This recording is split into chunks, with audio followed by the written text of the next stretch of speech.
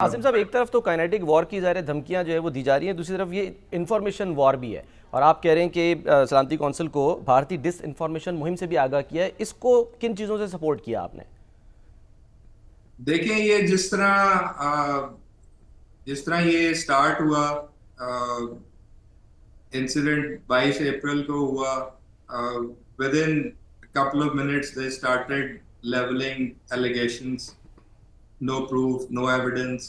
अभी तो investigation start भी नहीं हुई थी। और जिस तरह हमारी जो प्रेस कॉन्फ्रेंस इस्लामाबाद में हुई थी 30 को, उसमें सारा डिटेल बयान की कि जी not even the timelines match, and then how there were these social media you know accounts that were used, and some of those accounts were used in other instances also. And so ये जो इनका पूरा एक disinformation जो tools हैं, जिसको वो पूरा एक सिस्टम जो इसको हमेशा वो यूज करते हैं, इसका हमने बकायदा बताया और ट्रैक रिकॉर्ड की याद दहानी करवाई कि ये हमेशा किस तरह इस तरह के इंसिडेंट्स को यूज करते हैं। 2019 पुलवामा को इन्होंने यूज किया। 6 महीने बाद अगस्त में वो अपने जो unilateral action with regard to the status of Kashmir, और इसी तरह then we drew a parallel कि अभी 22 तारीख को एक इंसिडेंट होता है और कोई एविडेंस, कोई चीज मौजूद नहीं है, और आप अगले दिन एक मीटिंग करते हैं और उसमें you just go ahead and announce that you are putting in abeyance the Indus water treaty.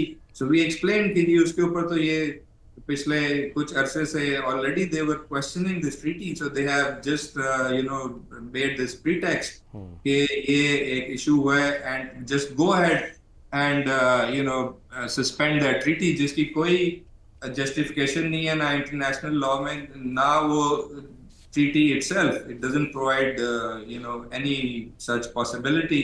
Again, this points out to what I was saying कि जी एक इनका जो टोटल बिहेवियर है वो इंटरनेशनल लॉ की वायलेशंस पर मबनी नजर आता है। ठीक है। और सिक्योरिटी काउंसिल में जो डिस्कशन भी हुई, जिसमें जब हमने इंडस वाटर ट्रीटी का जिक्र किया और बताया अपनी नेशनल सिक्योरिटी कमेटी के डिसीजन का भी, that will be considered as an act of war, बल्कि सेक्रेटेरिएट ने भी जो ब्रीफिंग दी उसमें भी उन्होंने इंडस वाटर ट्रीटी के मामले को काउंसिल मेंबर्स को आगाही फराहम की।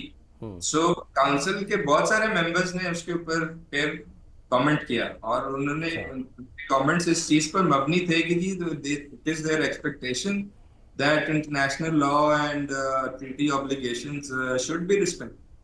So I think these were clear kind of messages that were there within this council's meeting, which should have reached our Indian friends also. तो आसिम साहब, आप कोई ओपन इजलास बुलाने का मुतालबा भी हम कर सकते हैं ताकि उस पर कोई डिस्कशन हो, सारी सूरत हाल पे ओपन डिस्कशन हो और इंडियन मंदूब को भी बुलाया जाए?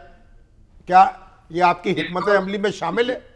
It all depends. I'm not going to reveal anything. It all depends on how the situation evolves and what kind of a meeting, in what format would be the most appropriate.